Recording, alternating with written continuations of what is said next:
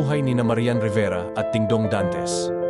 Si Marian Rivera ay ipinanganak noong Agosto 12, 1984 sa Madrid, Espanya. Ang kanyang mga magulang ay sina Francisco Javier Gracia Alonso, isang Kastila, at Amalia Rivera, isang Pilipina mula sa Cavite. Lumaki siya sa Pilipinas at nag-aral ng elementarya at sekundarya sa St. Francis of Assisi College System. Nakapagtapos siya ng kolehiyo sa De La Salle University das Marinas, na may kursong bachelier sa sining sa psikolohiya, karera ni Marian Rivera. Nagsimula si Marian bilang isang modelo sa mga patalastas. Nakapagpirma siya sa Tape Inc. at nagsimulang umarte sa mga palabas sa telebisyon tulad ng Kung Mamahalin Mo Lang Ako at Marimar. Nakilala siya sa kanyang mga papel sa mga seryeng pantelebisyon tulad ng Jezebel, Darna at Amaya. Ginawaran siya ng maraming parangal, kabilang ang Phenomenal TV Star at Most Promising Female Star sa 38th Box Office Entertainment Awards. Talambuhay ni Dingdong Dantes. Si Dingdong Dantes ay ipinanganak noong Agosto 2, 1980. Nagsimula siya bilang isang commercial model at naging miyembro ng Abstract Dancers. Nakilala siya sa kanyang mga papel sa mga palabas sa telebisyon tulad ng Genesis. Siya rin ay isang direktor at producer, pagsasama ni Marian Rivera at Dingdong Dantes. Nakilala sina Marian at Dingdong sa mga proyekto nila sa telebisyon. Naging mag-asawa sila noong Disyembre 30, 2014. Mayroon silang dalawang anak, sina Zia at Sixto. Kamakailan, inanunsyo nila na magkakaroon sila ng pangatlong anak. Ayon kay Marian, hindi niya kayang mawala si Dingdong sa buhay niya dahil siya ang nag-impluwensya sa kanya upang maging mas mabuti pang tao, buhay, pamilya. Ang pagsasama ni Dingdong at Marian ay tila perpekto.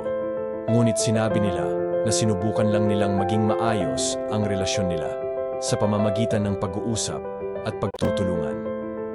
Ang kanilang pamilya ay kilala sa kanilang masayang samahan at ang kanilang mga taga-suporta ay tuwang-tuwa sa bagong biyaya na kanilang matatanggap. Ang love story ni Marian Rivera at Dingdong Dantes ay isang napakaganda at inspiradong kwento ng pag-ibig. Sila ay nagsimula bilang isang love team sa mga palabas sa telebisyon at kalaunan ay naging isang totoong mag-asawa. Ang kanilang relasyon ay puno ng sorpresa at hindi inaasahang mga twist at turn. Ang love story ni Marian Rivera at Dingdong Dantes ay isang napakaganda at inspiradong kwento ng pag-ibig. Sila ay nagsimula bilang isang love team sa mga palabas sa telebisyon at kalaunan ay naging isang totoong mag-asawa.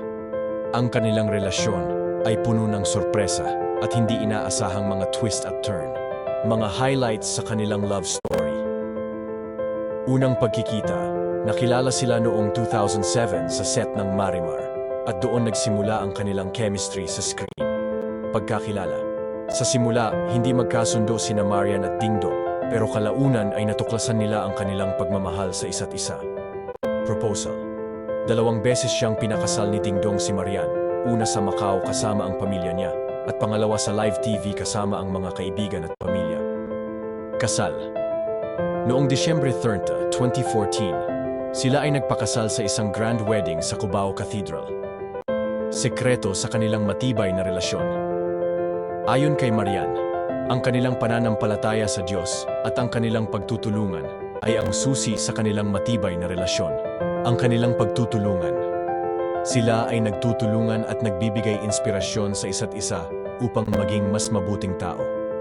Bilang mga magulang, sila ay nagtuturo sa kanilang mga anak ng tunay na pag-ibig at pagpapahalaga sa pamilya. Sa kabuuan, ang love story ni Marian Rivera at Dingdong Dantes ay isang magandang halimbawa ng tunay na pag-ibig at pagtutulungan. Sila ay nagpapatunay na ang pag-ibig ay posible kahit sa gitna ng busy schedule at pressures ng showbiz industry. Ang relasyon ni Marian Rivera at Dingdong Dantes ay hindi walang pagsubok. Bagaman sila ay itinuturing na isa sa mga pinakamatatag na mag-asawa sa showbiz, may mga pagkakataon din na kailangan nilang harapin ang mga hamon at pagsubok. Ang pagsubok sa relasyon. Komunikasyon. Ayon kay Marian, mahalaga ang komunikasyon sa kanilang relasyon. Kailangan nila palaging mag-usap tungkol sa mga bagay na nangyayari sa kanilang buhay, kahit na ito ay mga hindi magandang bagay. Pagsasakripisyo. Bilang mag-asawa, kailangan din nila magsakripisyo para sa isa't isa. Halimbawa, kapag may trabaho si Dingdong, si Marian ang nag-aalaga sa kanilang mga anak. Pagtutulungan. Sa pagpapalaki ng kanilang mga anak, nagtutulungan sila.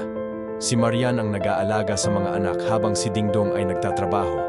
At kapag kailangan ng disiplina, si Marian ang bad cop, habang si Dingdong ay very lovable sa mga anak nila. Pananampalataya. Ang kanilang pananampalataya sa Diyos ay isa rin sa mga susi sa kanilang matibay na relasyon. Kailangan nila palaging magpasalamat sa Diyos at magtiwala sa Kanya. Pagpapahalaga sa kapwa.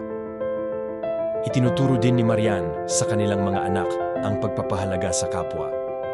Ayon sa kanya, mas importante ang maging mabuting tao kaysa sa mga material na bagay.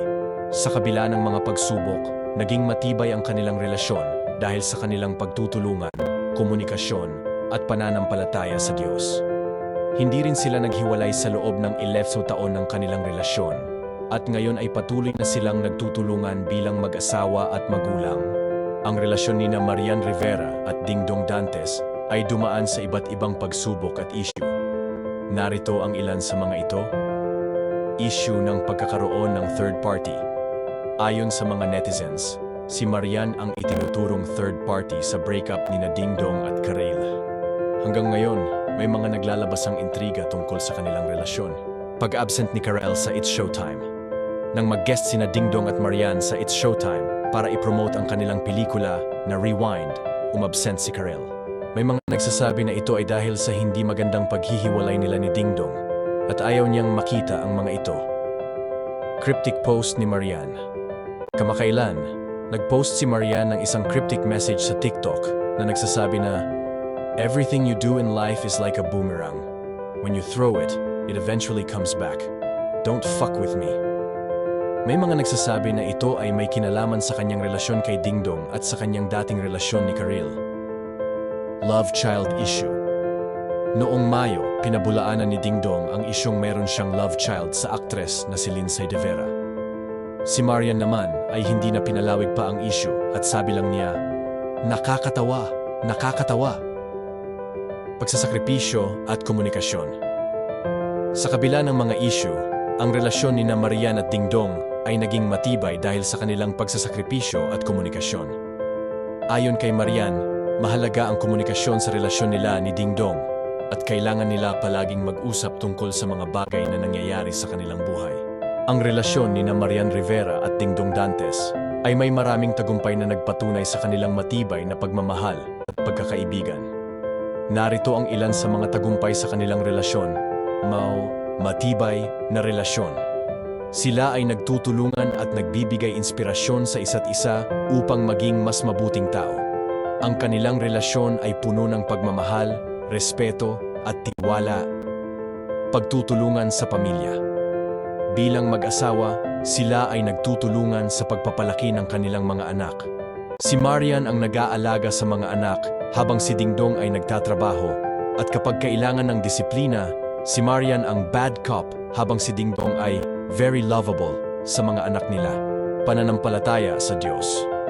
Ang kanilang pananampalataya sa Diyos ay isa rin sa mga susi sa kanilang matibay na relasyon. Kailangan nila palaging magpasalamat sa Diyos at magtiwala sa Kanya. Pagpapahalaga sa kapwa. Itinuturo din ni Marian sa kanilang mga anak ang pagpapahalaga sa kapwa. Ayon sa kanya, mas importante ang maging mabuting tao kaysa sa mga material na bagay. Matagal na relasyon. Sila ay magkasama na ng mahigit 11 na taon at patuloy na nagtutulungan bilang mag-asawa at magulang. Pagbubuntis ni Marian. Kamakailan, inanunsyo nila na magkakaroon sila ng pangatlong anak na nagdulot ng excitement sa kanilang mga fans. Sa kabuuan, ang relasyon ni Marian Rivera at Dingdong Dantes ay isang magandang halimbawa ng tunay na pag-ibig at pagtutulungan. Sila ay nagpapatunay na ang pag-ibig ay posible kahit sa gitna ng busy schedule at pressures ng showbiz industry. Pagpapahalaga sa kapwa. Mahalaga ang pagpapahalaga sa kapwa, lalo na sa mga anak. Kailangan ituro sa kanila ang mga mahahalagang bagay sa buhay tulad ng respeto, pagmamahal, at pagtutulungan. Katapatan at tiwala. Ang katapatan at tiwala ay mahalaga sa relasyon. Kailangan palaging maging tapat sa isa't isa at magtiwala sa bawat isa. Pagpapatawad. Ang pagpapatawad ay importante din sa relasyon. Kailangan matuto magpatawad sa mga pagkakamali ng bawat isa upang hindi masira ang relasyon. Sa kabuuan, ang relasyon ni Marian Rivera at Dingdong Dantes ay nagtuturo ng mga mahahalagang aral tungkol sa pag-ibig, pagtutulungan, at pagpapahalaga sa pamilya. Ang kanilang relasyon ay isang magandang halimbawa ng tunay na pag-ibig at pagtutulungan.